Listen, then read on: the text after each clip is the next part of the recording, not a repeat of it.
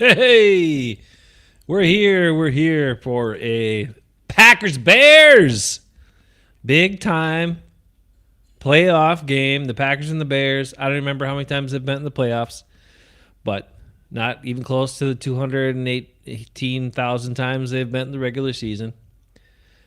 So it's an exciting week for a lot of people. Bears are excited. Bears fans are excited. Packer fans are a little apprehensive, but mostly excited. And we're here to talk about that. And we're here to talk about Jeff Hafley calling out Brian Gutekunst in more ways than one in his latest press conference, which I absolutely loved. It was awesome. Anyway, Ben, what did you think about this matchup with the Packers and Bears? I was hoping for the Bears. Were you hoping for the Eagles or the Bears? It don't matter. We're going to lose. What? Why? We don't have Micah Parsons. Oh, Micah Parsons. Come on, man. We don't have any. We can't stop the run. Ben Johnson is going to watch the tape. He's going to watch the Ravens game. And he's going to just do what they did. Except he's Ben Johnson, so he's way smarter. So he's going to do even way better than that. And when it comes to the Eagles, we couldn't beat them. We scored 6 points. It was 10-6. Well, so there you go. So there was a lot of talk, right? So the common thoughts were this. They were, hey, dude's here. Hey, dude, how you doing? Well, man. Good evening, boys, he says. So, the common thoughts were that, okay, the Eagles they've been kind of laying in the weeds, right? They had this up and down season and da-da-da-da-da, but they're a veteran team. They even took this last game off, even though they could have got the number with 2 seeds if they would have won and all that stuff. Rested a bunch of guys.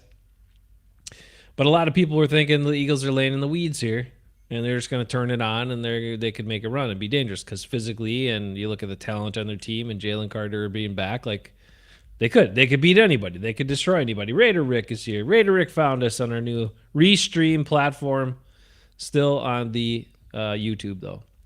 And interestingly, then the flip side for the Bears is that, yes, I know Ben Johnson is smart, but a very inexperienced team, super young quarterback. I know he hasn't made a ton of mistakes this year, but he could.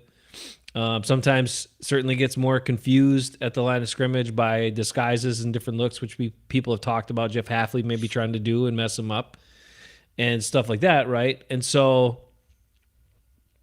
I think that because of those things, because of the talent of the Eagles, well, would you say that the Eagles are a more talented team than the Bears? Would you say that's true?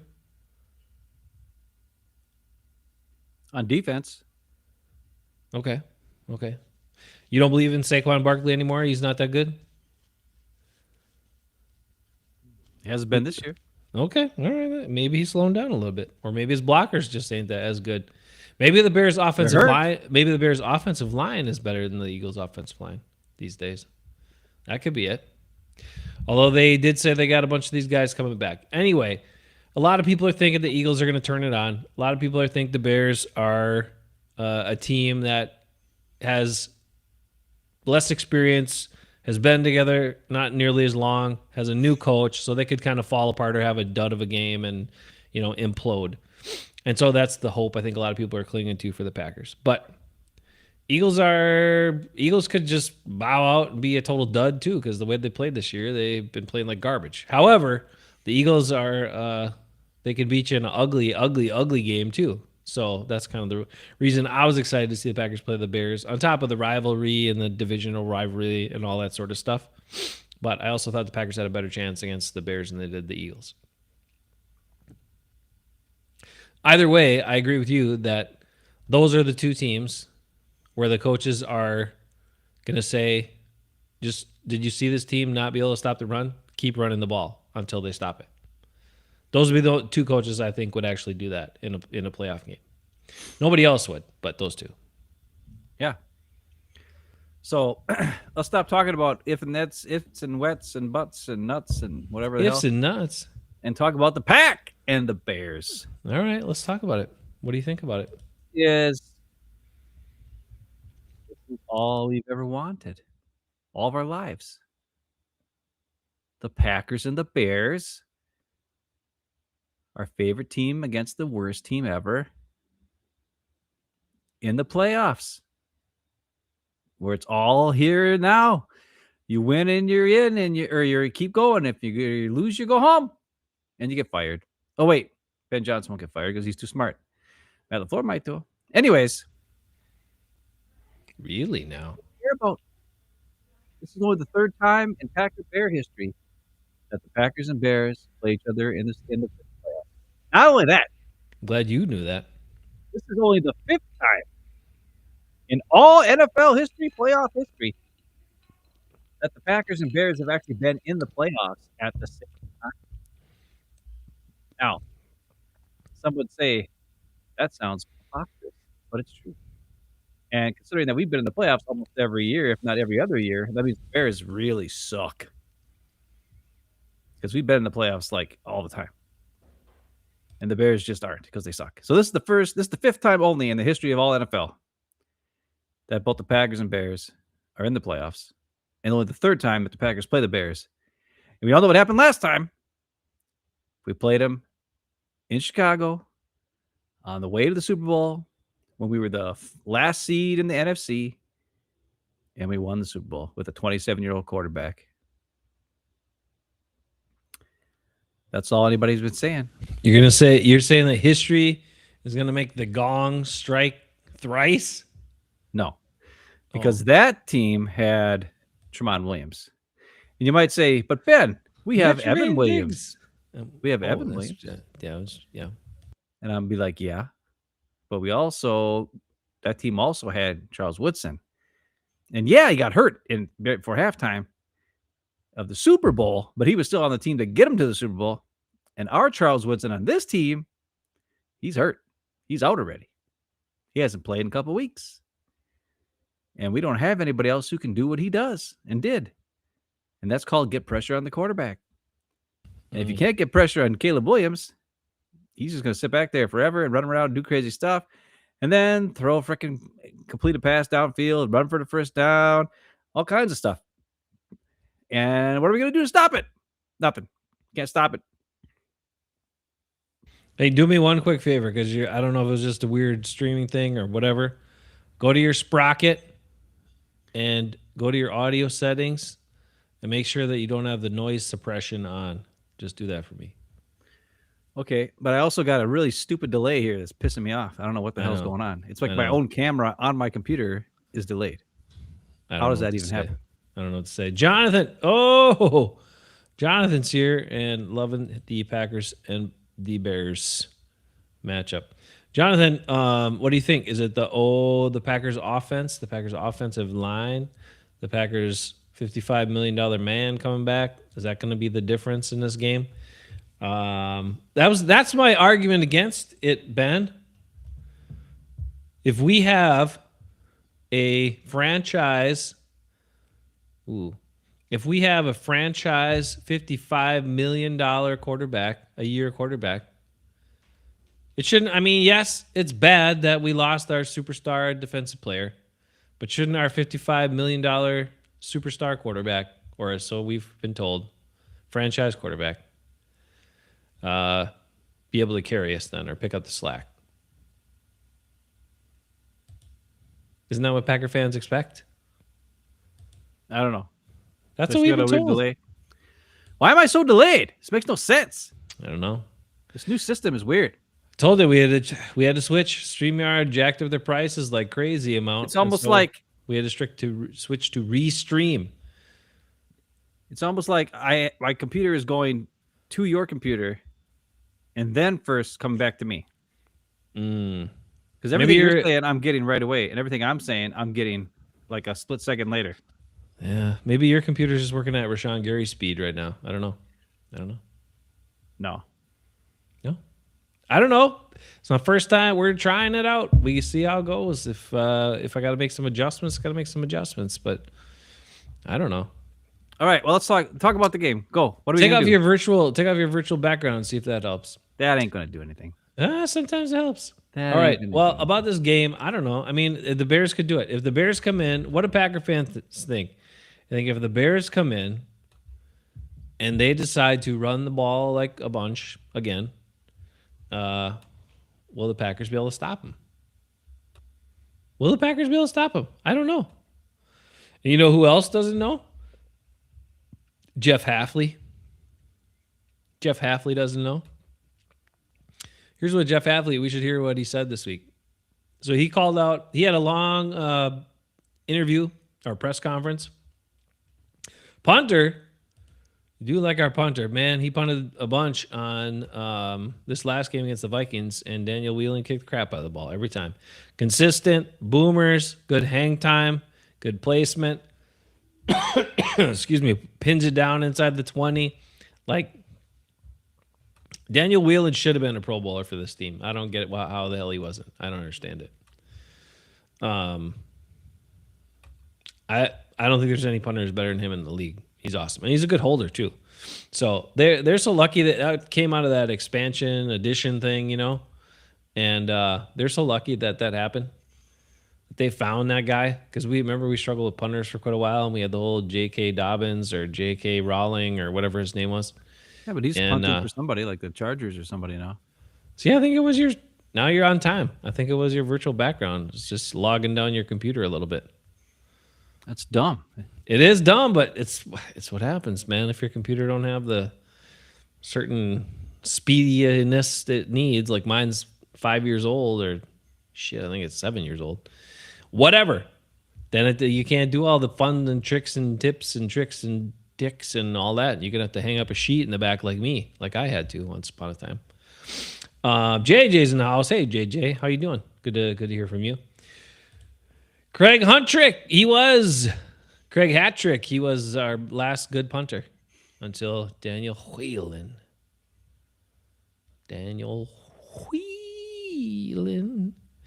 The Irish punter, the first Irish professional football player in the NFL, at least. All right, let me tell you what Jeff Hafley said. Let's hear it. You said you listened to this whole Jeff Hafley. I did. I listened to the whole thing. I don't know what you're talking about. This did not strike you in any way that Jeff Hafley said what he said, and I can't believe what he said, to be honest with you. So, hold on, Jay, just come back somewhere. Hold on, Jeff Hafley. Let's hear what our guy Jeff Hafley said here at. He was asked about Jonathan Ford and about Stackhouse coming back and those guys having to play on the inside, and Jeff Hafley said something that he put it to Goody. Here we go, Jeff Hafley. But we're going to need those guys for sure. You know, we're thin. We're very thin in the middle right now. So we need those guys to step up, and I think those two guys help give us a chance. Jeff, you go. He said it all right there. Forget that last part that he tacked on just to give those players some confidence. This part right here. Listen again. Young player with a lot of talent, but we're going to need those guys for sure. You know, we're thin. We're very thin in the middle right now. We're thin. We're very thin in the middle. What does that say to you, Ben? I wish I was thin in the middle. He's talking about Colby Wooden, 280 pounds or whatever. He's talking about Carl Brooks, under 300 pounds. He's talking about not having enough beef in the middle. And whose fault is that? The guy who won't draft beef, who won't draft the big guys when they're available, or who doesn't value the big dudes like freaking TJ Slayton when you could have paid him almost nothing and had him on the team to help stop the run. So not only are they thin in numbers, but they're too damn thin in human beings who should be fat, big, huge, fat guys. Well, I'll say this. That's what he meant. And he was letting Goody and everybody know Goody drafts too skinny a defensive lineman. And because of that, this team got nothing going on stopping the run. They can stop the run. Get the beef. They just don't have they don't have Kenny Clark anymore. I mean, come on, Kenny Clark. Kenny Clark was the secret sauce. Was he really? He stopped all the runs. Holding that little two by two square yard spot. That's even too big. 2 by 2 square foot spot. Listen, there's nothing we can do about that anymore. There's nothing we can do about getting bigger guys. Well, They look how tried. desperate they were. They got guys off other Jonathan teams. Ford back from the scrap heap of some other team's The Bears. practice squad. The Bears there you go. practice. That's why it's Jonathan Ford's revenge game. I say unleash him on the Bears. Let's go. Well, the bottom line is this. How can they be successful? I think they need to use the big guys on first down and second down. So play Ford and Stackhouse. Screw it. Play him on first down. Have him eat up blockers, and then have Quay Walker just go crazy and blitz the line and run blitz, and have Edgerrin Cooper run blitz because Gary ain't gonna do nothing. Take him out. Put in Ford and Stackhouse.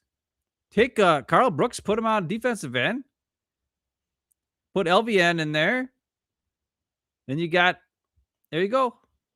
And then have McDuffie just stand back there and make sure he cleans up all the crap. He can play the Machinez job. / AJ Hawk, just stand there when the guys screw up and he just makes a tackle 6 yards downfield.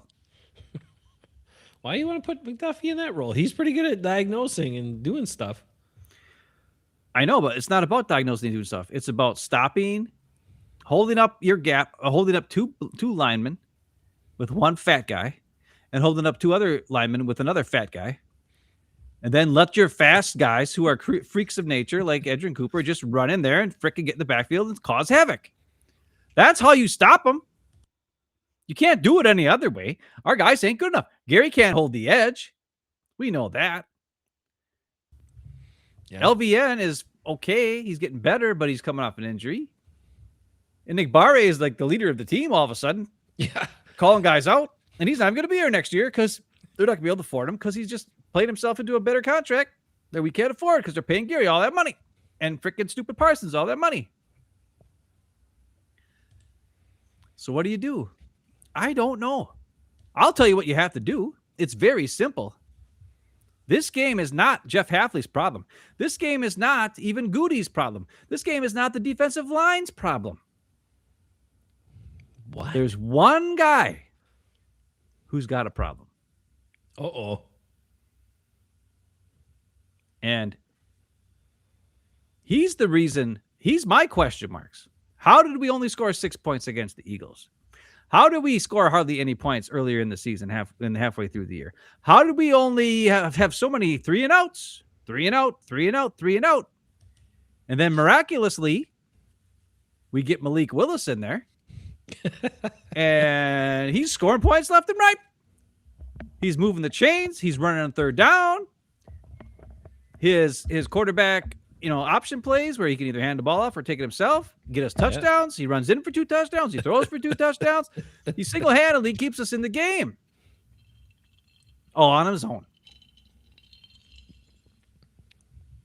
So the one guy who's got to do something is Jordan Love. Our $55 million guy? He's the $55 million a year guy. He is the guy. Prove to me that you're worth it. Because so far, I haven't seen it. And I don't think anybody else has either. And Matt LaFleur has proven to me, because I was questioning Matt LaFleur for all season long. Okay. What he proved to you. But after the Malik Willis game, it's obvious Matt LaFleur can call plays that can move the chains if he has a quarterback who's good. And Malik Willis, I don't even know if he's good. He's serviceable to good. He's not great. He's not bad. But he's serviceable to good is what he is. And Matt LaFleur called plays to utilize his skills in the best way possible. So if he's proven to me that he can do that, not only this year, but last year when he just picked him up off the street and had to play after a week or two, he found plays to make Malik Willis successful in the game, and we won games. How has he not been able to make Jordan Love successful in games after how many years of Jordan Love starting now? 3 years of Jordan Love starting? And yet we still have 3 and outs. We still have on 3rd and 2, 40-yard bombs downfield for no damn reason. We could just run for the first down, you stupid fuck. Oh, I don't know. Whose the fault is that? It's Jordan Love's fault. This is his game. It's not Matt LaFleur's. He's proven to me he can call plays for a quarterback and put him in the right spots. I wonder, did Tucker Kraft not get the ball earlier in the season until one game and then he got hurt? But that one game, was it because Matt LaFleur didn't know how to get him the ball?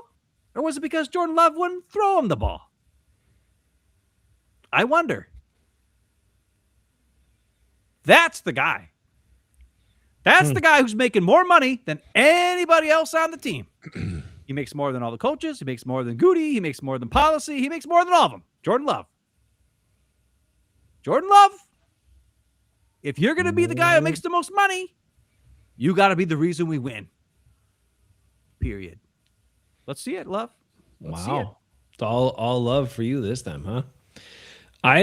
Well, he hasn't played in weeks. I don't give a crap. I know you don't care, but I'm saying I think Packer fans are going to give him a break if he doesn't have a great game. I'm so sick of this giving a break crap. They're going to give him a break. They're going to give him a break. They're going to give everybody a break, but they shouldn't. They shouldn't because, number one, so look at the magnitude of this game, right? This is the Bears-Packers. So If Matt LaFleur, if this Packers team wins this game, Jordan Love is the quarterback. Jordan Love secures his future for the next several years. No questions asked. There'll be no heat on him. They'll get Malik Willis out of town. They won't have anybody good backing him up. No problem. He'll be the quarterback for the duration of this contract. Matt LaFleur will take he'll turn that burner right down. Turn that burner right down that's been on his ass. Goody, all good. But if they lose this game, I think there's real, Goody will never make a change. The front office won't, as far as the quarterback goes. But the fans will want to change. The fans will be saying, hey, we like that Willis guy. Why don't you do something and keep him around? Why don't we make this a competition? Why don't we do something here and maybe don't just, give the baton to Love when he's not showing us that he's that good. And Matt LaFleur, I think, might get fired if they lose this game. Even with the injury, he should. Even with the injury excuse, there'll be the injury excuse and the injury excuse makers and the blah, blah, blah. But when it's an offensive coach and your offense sucks balls, then but see, the thing is so dumb go away. Everybody's saying all these numbers they're the top team in third down percentage completions and blah, blah, blah, and all this and fourth down conversions until about 3 weeks ago. Now they're falling down because they played actually they were still good with Malik Willis. Anyways, and I don't know how they were because I just remember them stalling out so many times and not doing anything. And the other problem is Jeff Hafley's defense at this point is looking more like Joe Barry's defense. And I'm a big Jeff Hafley guy. I always have been. I think he's awesome in front of the mic. I think he knows how to get the best out of certain players. I'm hoping he can take Trayvon Diggs and turn him into Richard Sherman. I mean, Diggs is 6'2". He's got long arms. Let's do it. He's faster than Sherman ever was. He's got good size. If he can work with him like he did with Richard Sherman back in the day with the 49ers when he was at the end of his career, what can he do with a guy who's still kind of in the middle of the prime of his career, who's just been, maybe on hard times lately?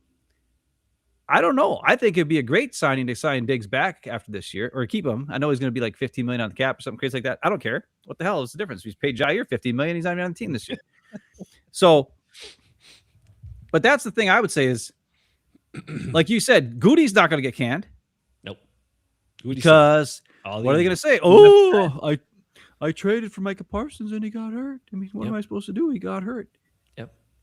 So if it's a blowout loss to the Bears, someone's getting canned. Ooh, blowout. Yeah. And it ain't going to be Love because if it's not Goody, it ain't Love because those two are tied together forever. So there's only one guy left, and that's LaFleur. And then promote Hafley. That's what Justice Mosqueda said. But now you got John Harbaugh on the street. Yep. You got Mike McDaniel. How about that? We could have capri pants on the sidelines in December. Him with his vape pen and everything else. That'd be something else, huh? Mike McDaniel, coach of the pack. I don't think that'll happen, but yeah. Anyways, it's Kevin Stefanski. Stefanski, yeah. Think about that. Kevin Stefanski, he won Coach of the Year. I think he won it twice. Yeah, that's right. Matt LaFleur ever won Coach of the Year? No. No. Kevin O'Connell won Coach of the Year. Kevin Stefanski won it twice, got canned. How's a guy win a Coach of the Year twice and get canned? Ben Johnson would probably win it this year. He's gonna. No, he won't because Mike Vrabel probably will. Dang, Vrabel, that son of a. It's why. So you look at it, and everybody always says, if you're going to fire a coach, who are you going to get? You know, I always want to know that. But we got some guys. We got one right there on the team that everybody likes. On top of, and there's some other guys out there too. So Matt LaFleur should not feel so comfortable. And I know there was an article written by, I think it was Spoon or whatever it was, talking about LaFleur, and if the Packers were to fire him, like he would be, get a offensive coordinator job the very next day or something like that. Somebody'd scoop him up and blah blah blah. I'm like, yeah, no kidding. Would they really? Offensive coordinator job, maybe, yeah. I don't know. He'd probably get a head coach job right away too, but it'd be for the Browns or like the Cardinals or some other crappy team that never going to do anything and it's going to be a dead end job. That's why I don't want Hafley to go to one of those teams. Yeah, because it doesn't matter how good you are. Do. Yeah, you're gonna win Coach of the Year a couple times and get fired, just like Kevin Stefanski.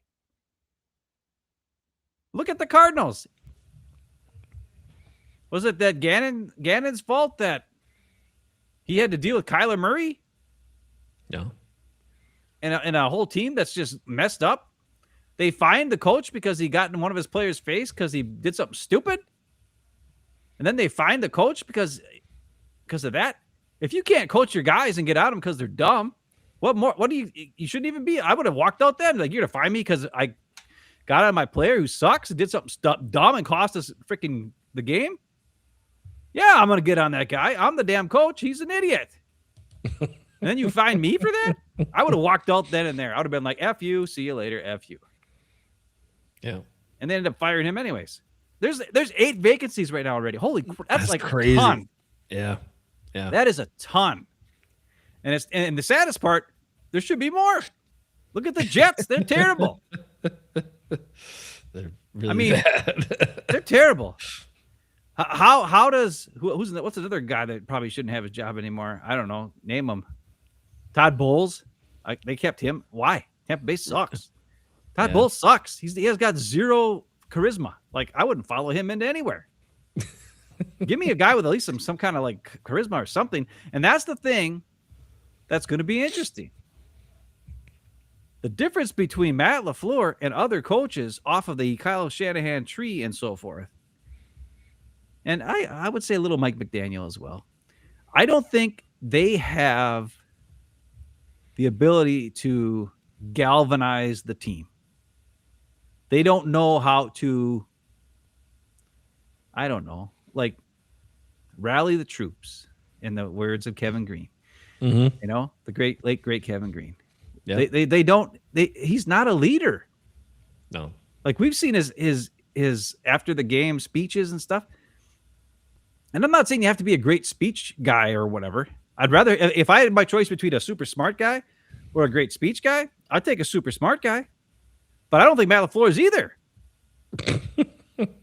So what does that mean? After a while, your same boring crap is going to not mean anything. It's not going to do anything. And then especially when the results of the offense don't meet what's expected of the coach, who's an offensive coach, who's calling his own plays.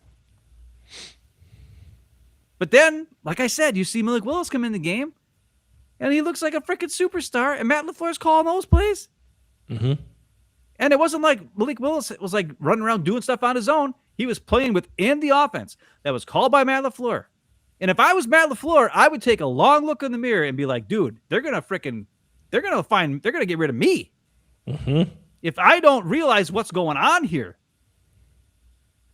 And the sad part is, I think it might be too late. If Jordan Love stinks up the freaking joint on Saturday night, it's not Jordan Love who's going to pay the consequence. It's Matt LaFleur. Yeah. And like we said a couple weeks ago, if you make that choice to make the move and play the player who's better for your offense and better for your team, it shines a light on Goody's terrible drafting. It shines the light on the fact that this guy stinks and he paid him $55 million. And here's a guy who got off the street for nothing, a 7th-round pick, and he moves the ball way better. And that's the problem. Sometimes you got to believe your eyes. Yeah.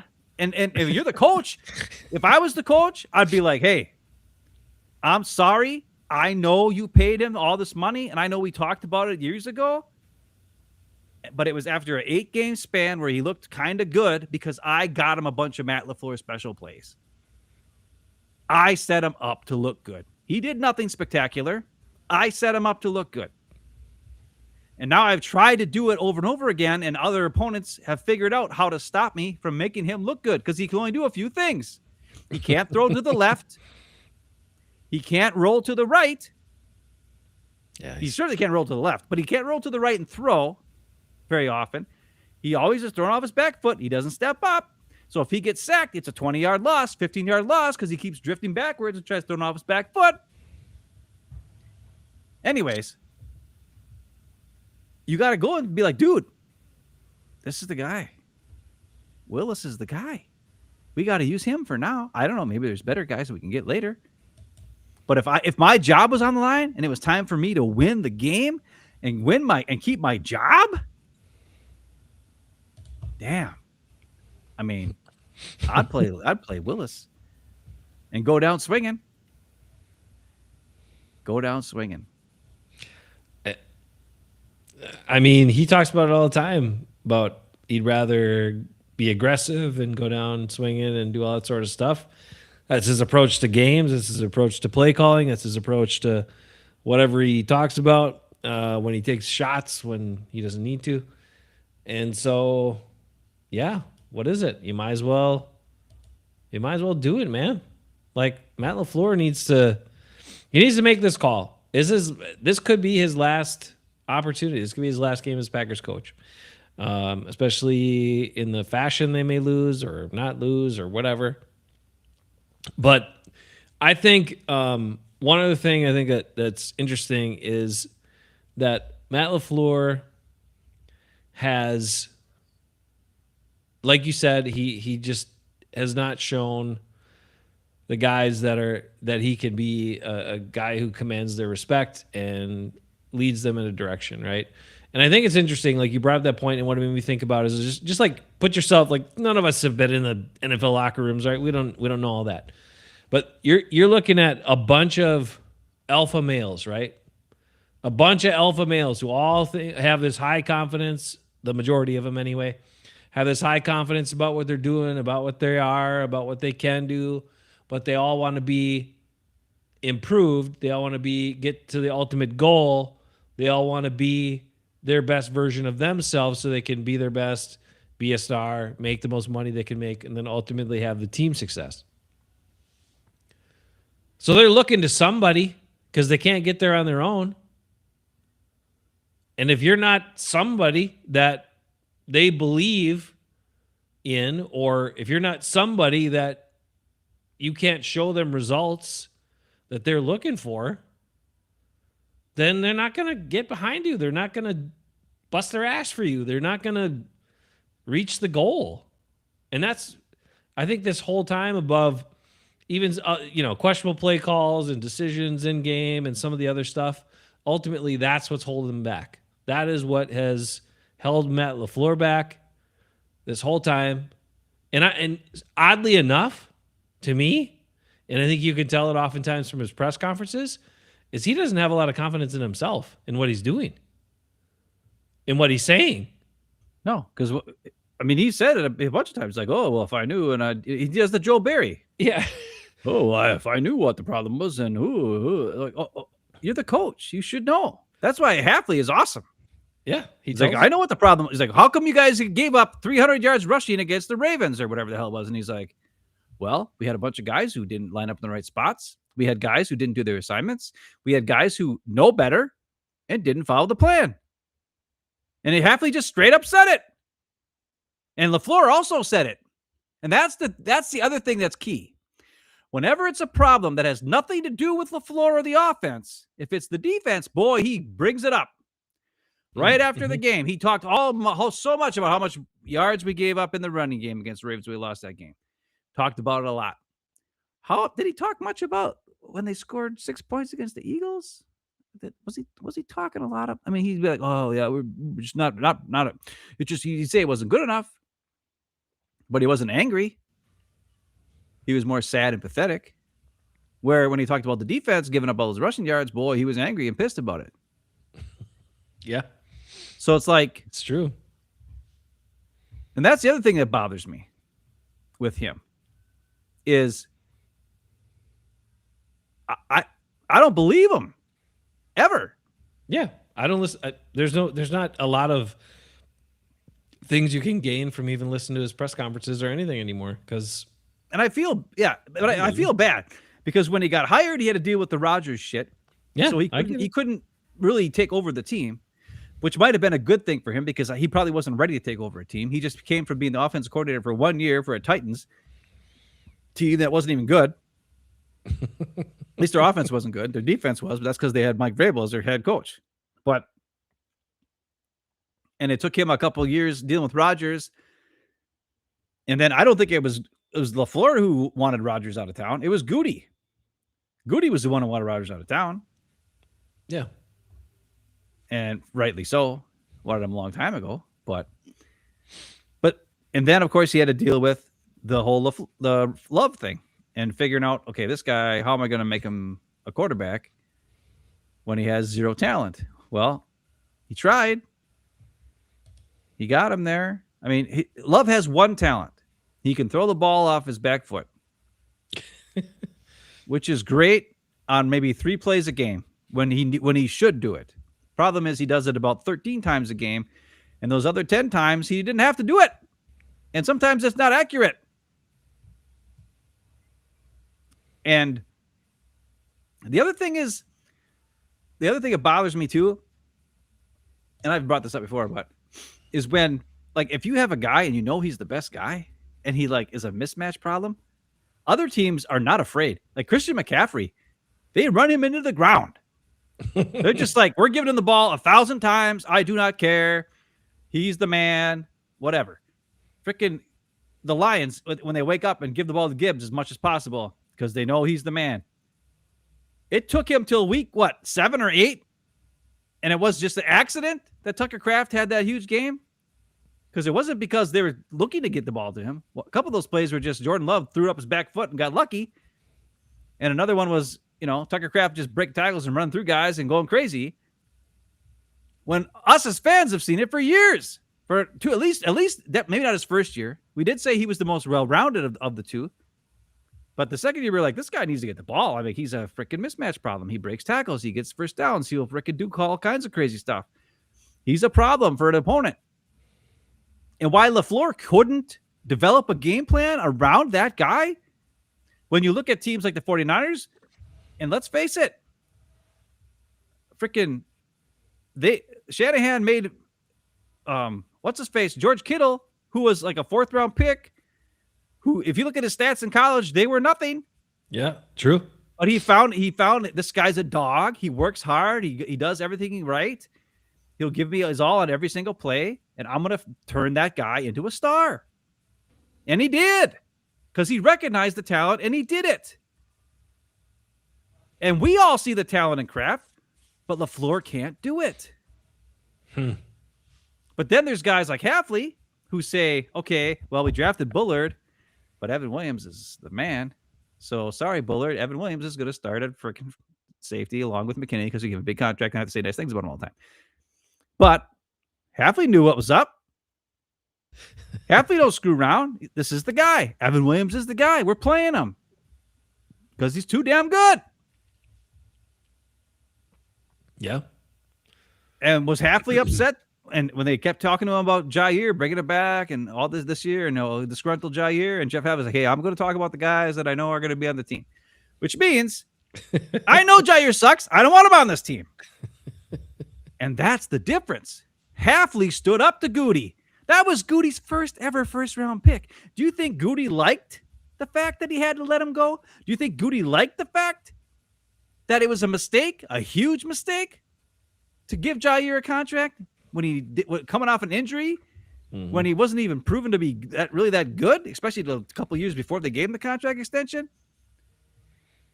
But it was Hafley who forced him to, because Hafley's like, I can't play defense with that guy. He's not the type of player that I want on my defense. Period. And he was correct. And Goody had to bite the bullet and just straight up cut him because nobody wants him. And that's the difference between a coach who knows how to coach and a coach who knows how to get the right guys on the field, even if it's not the guy that the freaking general manager wants, because he knows my job is responsible for who I put on the field and what I have them do and what I teach them to do. And that's why Hafley's good and LaFleur is still doing the same old shit. If you recognize, hey, I got to get Jordan Morgan can't, and that's the other thing. All of a sudden, everybody's like, Jordan Morgan played good at tackle the last couple of weeks. Well, yeah, he is a tackle. Why the hell were they playing him at guard for the last 2 years when he's a tackle? That's coaching. That's LaFleur. That's freaking, what's his face? I can't even remember his dumb name, the offense coordinator. And Butkus, the offensive line coach. Right? What's the offensive coordinator? What the hell's his name? Steno. Why do they keep and Goody too? I mean, he drafts these guys like, oh, he could play anywhere. He could play. No, he can't. They can't play anywhere. When you're 6'6", 300 pounds, barely 300 pounds, and you have quick feet and you're tall and skinny for a offensive lineman, you play tackle. You don't play guard where you go up against 350-pound guys who beat the shit out of you and knock you around. Yeah. That's coaching. Now Hafley is stuck playing 300-pound guys at D tackle because, and you showed the clip, they're thin there. He's got no choice because Goody didn't give anybody that was more than 300 pounds. So he's got no choice there but to play guys that are 290 pounds at defensive tackle. But still, that's not his fault. But he's doing what he can with them. Mm-hmm. And, but whatever. Sorry, I went on my rant there. But that's the biggest thing I'd say. Good. Well, it's just I'm done with LaFleur too. Okay. Mm-hmm. Now, if he stood up and started with Malik Willis and proved that he can, be a man and stand up to Goody, because Goody's supposed to be on his level, right? It's not Goody up here and him here. They're supposed to be the same. He should be able to be like, you know what? This player stinks, Goody. I'm going to play this guy instead. Especially if you believe it. And if you're wrong, fine. Maybe, and then if he doesn't believe it, then we know he's dumb. So get him the hell out of town. Or he's too afraid to be wrong. I don't know. But I don't understand in this case, it's like you're the head coach. You're ultimately responsible. You say it all the time. Stuff's on you. Well, then do what you think is best. Don't let someone else dictate to you. And I get all of it. Something I was struck me. I can't remember what team it is now off the top of my head, but it was like a couple weeks ago, and they were talking about one of the games I was watching. It wasn't the Packer game, but they were talking about the coaching staff and naming all these players on the coaching staff. And we talked about how the Lions had a bunch of players on their coaching staff, and then we talked about like these position coaches on the coaching staff, and blah blah blah. And then you look at the Packers coaching staff, because what you just said before too was like Kyle Shanahan talked about. I mean, he like George Kittle again. You look at his stats. Some of these guys that became like really, really good. Did you think, based on what they did in college, that was there? I don't know, but at least partly the coaching to go along with whatever they had, and their attitude and their work ethic made them who they are. And do we just not have the right? Either they're not motivational, they don't relate to the players as good because they didn't actually play. I don't know what is all the disconnect here, but like it seems like the teams that are really getting the most out of their players have quite a few former players as position coaches on their teams. And the Packers do not have that. They just simply don't. They got Jason Vrabel coaching wideouts, and they got freaking all these dudes that don't know what the hell they're doing coaching, especially in offense, right? I don't know. And Steno was no like great offensive lineman or anything like that, but somehow he's the offensive coordinator. I don't know. You don't have to be a great offensive lineman to coach offensive line if you understand techniques and things, because sometimes guys don't have the physical skill, but they have the knowledge because they studied it and whatever. What I would say is, but I think there's certain positions on an NFL team where a former player really helped to like get the message across, right? And a lot of it is, I think wide receiver for sure is one of them. I just think you need to have a former wide receiver who's a wide receiver coach, because or an average running back who's no. I saw Edgar. I saw he's coaching wideouts again. Is he? Yeah, I forget what team he's coaching on. I'll have to look it up. But like, I just think that's because these guys will know what it's like. Because wide receivers are weird, right? Same thing with corners. I think corners kind of need, or like, there's some kind of guy who knows how to get through to them. Like apparently Jeff Hafley was a really good cornerback coach or secondary coach. Right. Because Richard Sherman talked about how awesome he is all the time. But I don't know. I don't want to harp on this coaching stuff anymore. I think Jaguars. Edgar Bennett is the Jaguars wideout coach. Jaguars are fucking number 2 seed or their wide receivers are crazy. Whatever they are. Yeah, and they're playing the Bills this weekend, and a lot of people are picking the Jaguars to beat the Bills. And the great Josh Allen, MVP Josh Allen, who's married to Haley Steinfeld, the actress. But they're picking the Jaguars. Hey, big news. Jordan Brand brought bringing back Ray Allen's retro sneakers from the Bucks when he was on the Bucks. Okay, well, who cares? Anyways. Hey, that's pretty cool for basketball. Let's get to the game. Here's my question for you. What is it? Do you believe that the Packers should be 1.5-point favorites on the road against the freaking Bears? You're right, JJ. We need Cobby in there to coach him up. Cobby could be a good coach, actually. I think he'd be a good coach. He coached him up for Rodgers for years. Do I think we can beat? Should we be have the line? No, we shouldn't be favored against the Bears. Why? Why? We are. I don't know. I can't figure it out. We've lost 4 games in a row. Yeah, last week was I don't know what the hell that garbage was. That wasn't even a game. That wasn't even an NFL game last week. That was the most pathetic thing I've ever seen. You heard all the buzz after, right? That LaFleur had money down or something. And that's why he kicked the field goal. That's why he kicked the field goal. And all these people that it screwed up everybody's lines and betting and all that stuff. But somebody made a bunch of money by him doing that, so they wanted the Packers investigated. Matt LaFleur investigated. Oh, really? Is that true? Yeah. Well, I mean, a lot of people online wanted him investigated. A bunch of people who gambled and lost a bunch of money because the Packers kicked a field goal. I'm sure he didn't really do that. He just kicked it because he didn't want to have 0 points on the board. Even though it was meaningless, but whatever. Ugly-ass game. Matt LaFleur was very light after the game because what else are you going to do with that when you played Clayton Tune and then cut him the next day and got Desmond Ritter or whatever? That's the thing that's so crazy, man. They said that Love got normal starter reps all week last week. Yeah. And then they throw Tune out there. He didn't know what the fuck was going on. Right. That's ridiculous, man. Yeah. That's ridiculous. I mean, I know he made a paycheck, which is probably more money than I'll make in 2 years, 3-4 years, more than that. Probably 5 years of my working job. He probably made it one day. Well, maybe not, but you know what I'm saying.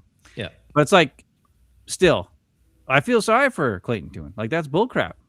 But, he got snuck off a practice squad from somebody, and they threw him out there and said, here, good luck, buddy. And not only that, your offensive line is going to be a bunch of backups.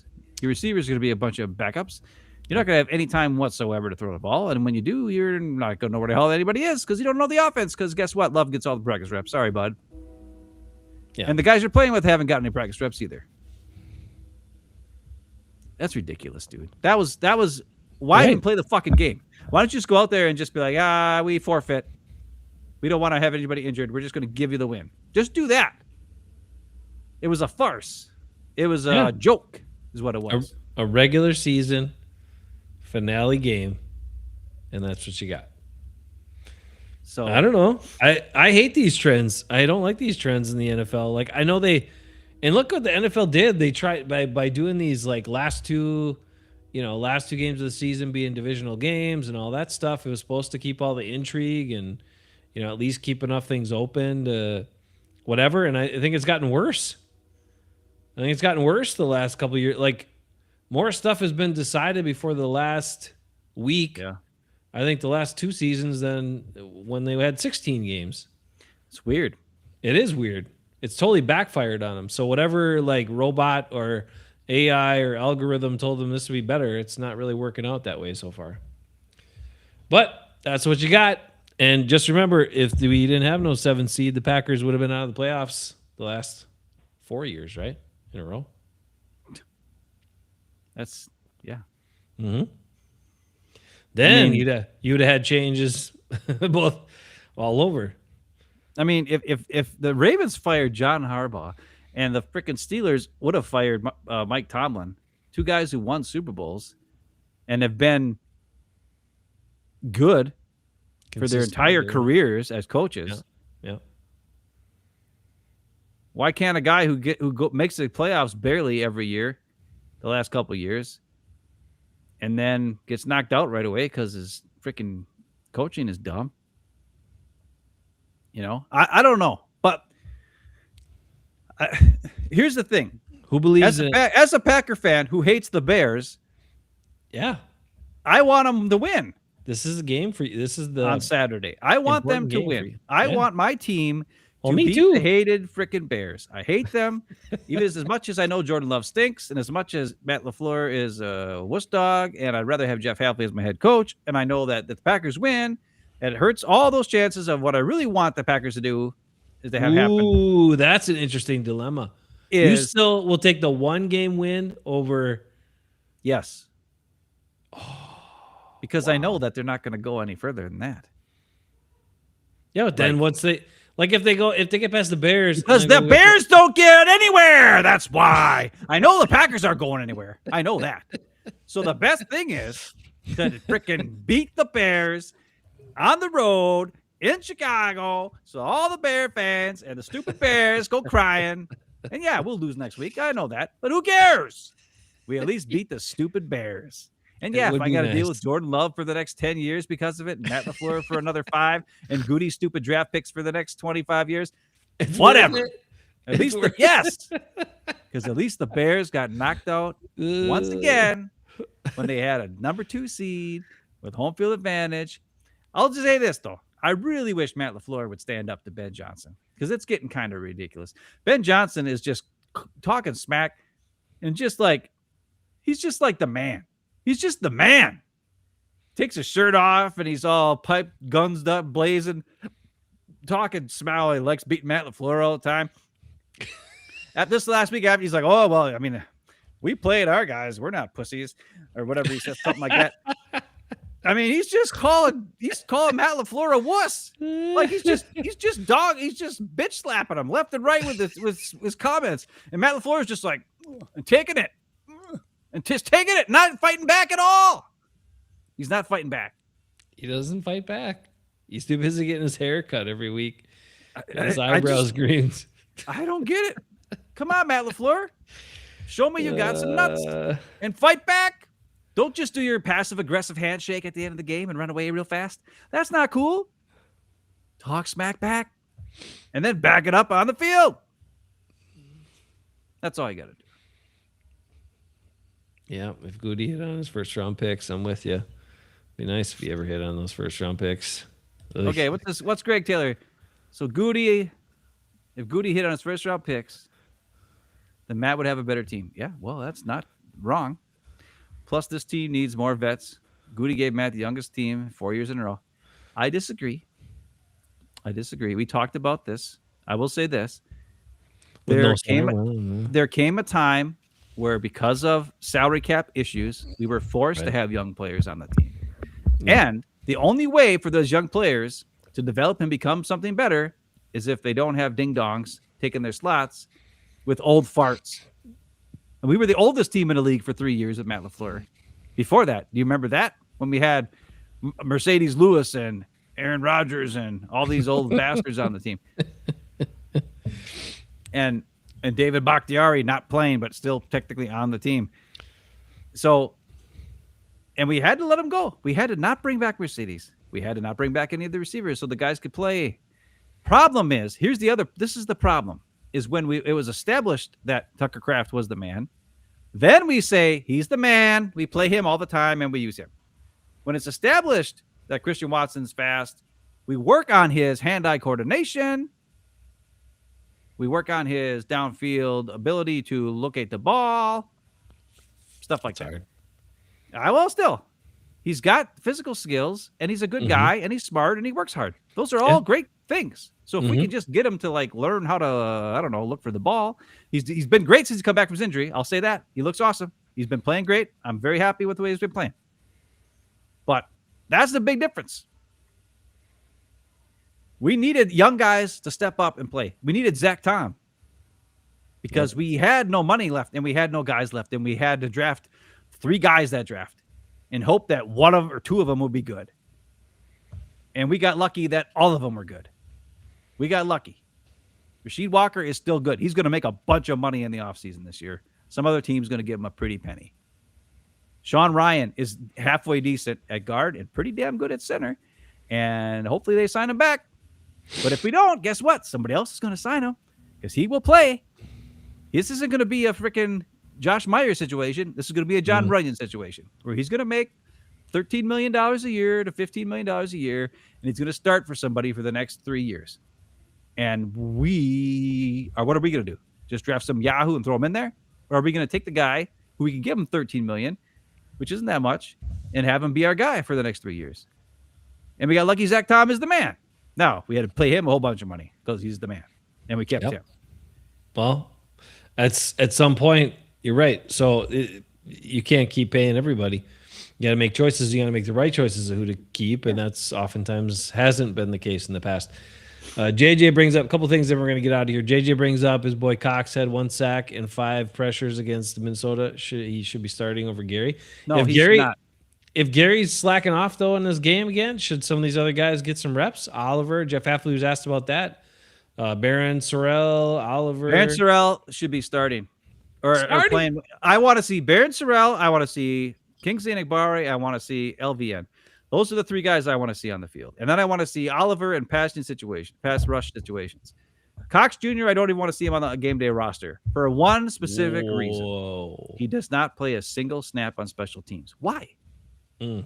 Why does he not play a single snap on special teams? I don't understand this. Kingsley Enagbare plays multiple spots on special teams. Yeah. He's been in the league for 4 years. Why does he have to play special teams, but Cox Jr. doesn't? It's got to be because he ain't smart enough to figure it out, maybe. And if you're not smart enough to figure out, and you're only good as the 5th guy off the bench at pass rusher, and you don't play special teams, why are you getting an active roster spot?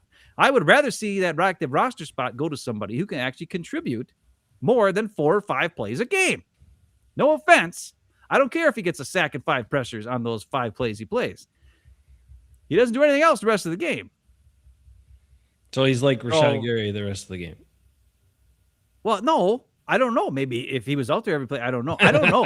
If he needs to start and play, great. But yeah, you're right. Rashawn Gary doesn't play special teams either, but he never did. He's never played special teams his whole entire career. Why? I don't know. Because he was the first round pick. I want to, right. But Brenton Cox was an undrafted guy. You understand what I'm saying? Like, why is, there seems to be, what is the deal with that? Like, why does he not play any specialty? I don't understand that. I mean, that's a very weird situation. He must not be disciplined enough or be able to, I maybe he's guess. not as good of a tackler as the other guy. I don't know. Because there's only certain, there's a certain number of guys at that size that they'll play. But And you would Barnes been think, doing this whole 4 years. right? You would think he would be one of those guys. Kobe Wooden is playing a bunch of special team snaps. Carl Brooks Mhm. plays a bunch of special team snacks, and they're both Yeah. in their 4th years too. Yeah. They're 3rd years. One of the two, I can't remember. But either way, those guys play. Yeah. Yeah. Why does Brenton Cox not play any special teams? I don't know. It's a weird It's thing. it's a weird thing, and I is don't weird. know why. Right. But I will say, Evan Williams plays special teams. Mm-hmm. He's a starter. So and a star. is Xavier McKinney, which blows my mind. Xavier Why is Xavier plays special McKinney on any? Why is he on any of the kick coverage teams? I don't get it at all. Because he didn't tackle anybody well. I do want to say this about John's thing about the 3 to 4, like the youngest team for 3 to 4 years, saying must trust the process and should be entering this team's peak season. But that's we just brought this up, John. The issue is a bunch of these guys are moving on. A bunch of these guys who've been in this part of this youngest 3 or 4 years and developing and getting better, they're not going to be here next year. So then what do you have? Even younger guys who don't know shit. Yep. And then the other part is who does Goody decide to give money to? In the past, his track record has been give big money to the wrong guys, the guys he drafted high, not necessarily guys who are good football players. And so, yeah, there have been a couple exceptions. We mentioned them, Zach Tom and a couple other guys, but I don't have a lot of faith in this GM to make sure the right decisions there. Because he has too much ego in what he originally thought about these draft picks. So it's concerning to me. Gary, a D tackle. I don't have the unicorn song. I'm sorry, man. I don't have it. I apologize on that. He's only 280 pounds, 275 pounds. We already got guys who are 289, 290 who are getting their asses kicked at D tackle. Gary got blocked by a wide receiver against the Ravens. He did. You wanted to get blocked by a guard? He got handled by a 200-pound wide receiver. You think, what's going to happen when a 330-pound guard freaking handles? That's a good point by Greg. Make sure you Okay, got backup heaters this time. The Bears froze them out. Although I don't think it's going to be quite as cold. But still, the Bears froze them out last time, not making their heaters work. Did they? And all that crap. Yeah, for 2 quarters. Well, that's good. And I like then, that. Smart. That's something. Sounds like something I'd do if I was in a It game. does sound I'd something cheat. like I'd you cheat would my do. way to victory. And don't shuffle the old line anymore. Yeah, let these guys work into roles. These are all things they got to figure out. It's not going to be fixed by tomorrow, but hopefully, or Saturday. But hopefully, we find a way to beat the Bears so we can be stuck with Matt LaFleur as our coach and Jordan Love as our quarterback and Goody as our GM for the next 4 or 5 years. Right? It's all worth it, according to Ben. I don't know if it's going to happen. What I would say to you, all Packer fans, what I would say to you is if the Packers lose, at least it's the start of getting rid of the garbage that is currently leading the organization. At least it'll generate that for us. Will it though? It will. It'll have to. There have to be some. They've got like 17 guys on IR this year. That's all Goody will have to say. Oh, my whole team was injured. I traded for Micah Parsons and we were doing great, and then he got hurt, and then we lost a bunch of games. That's not my fault. I had the team ready to go. And with as bad as he is at corners, one of the guys he should have back is he should stick the money into Diggs, like you said. Give him his money. Keep him around. You got nothing better. We don't know. I don't know. We got to see him play, but I think the combination. He's definitely not going to draft anybody better. I think the combination of him and Hafley could be a good combination. He's got size, length, and he's got ball skills. We know that. He had a whole crap ton of interceptions a couple years ago. Yep. So you put that together with Jeff Hafley's coaching, I think Diggs could be something special. And that's a pretty cool combo. Now, will Hafley be here next year? He might be coaching somewhere else. Yeah. Then I don't want him back because I don't know I don't know if he's going to be good then. But I don't know. It's a weird situation. But the bottom line is this: for the Packers to win tomorrow, what are they going to do? Some key things have to happen. Saturday. We got it. Saturday, yeah. Matt LaFleur needs to just own up to the truth. Stop the zone runs. If you had Aaron Jones, zone runs are a little better.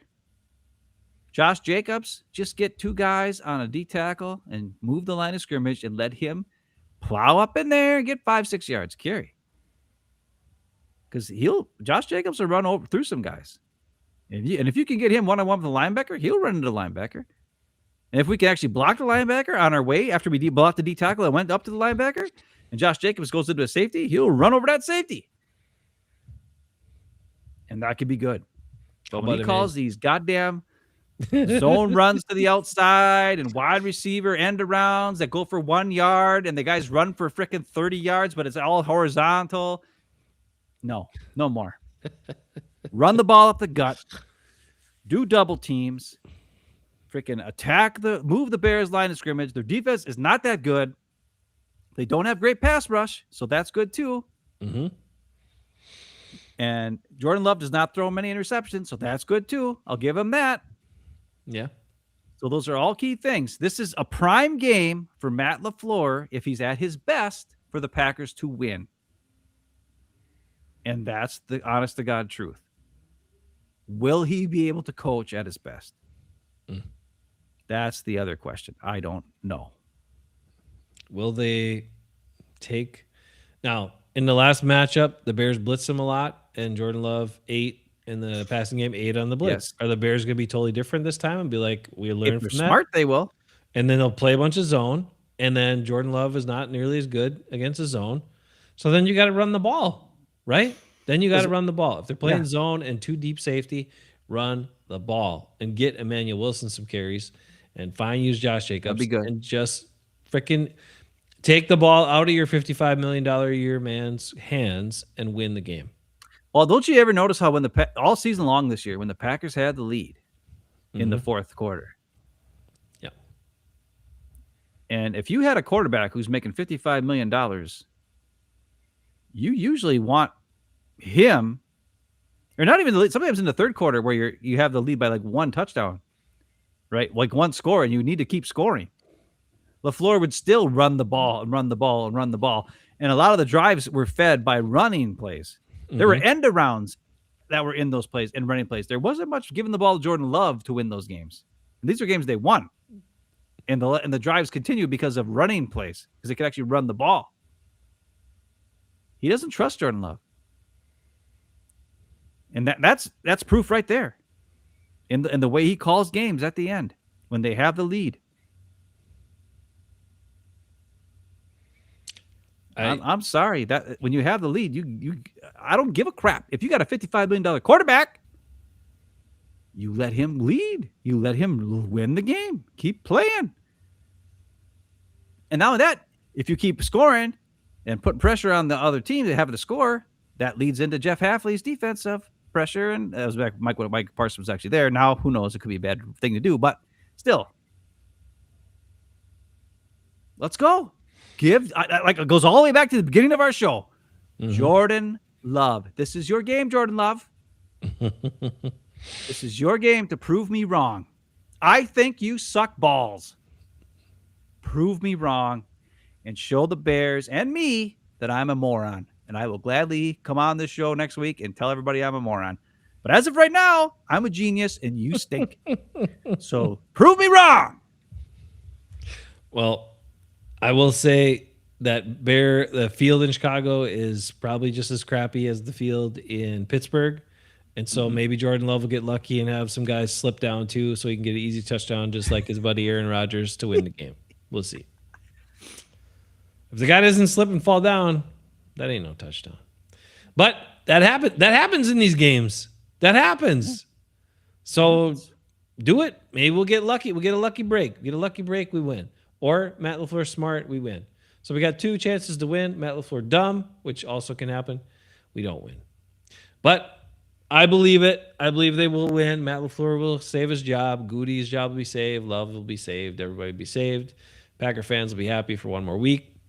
And then the following week, Jaron Reed's going to kick our ass. But that's fine.